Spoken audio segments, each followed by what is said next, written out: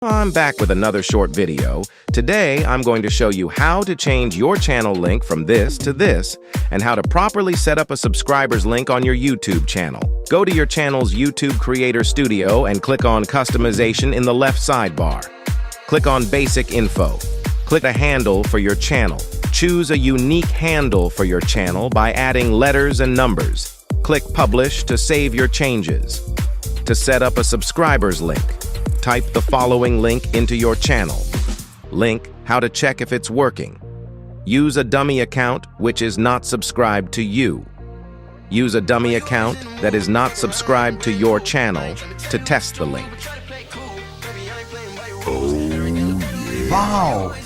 Change your subscribers link into a bit.ly link so that people will not know what it is for.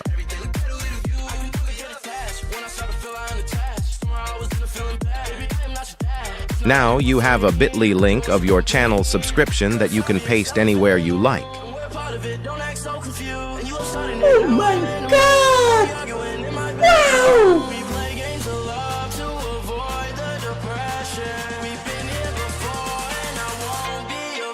Thank you for watching my video. Please like, comment your thoughts, and hit subscribe for more video like this.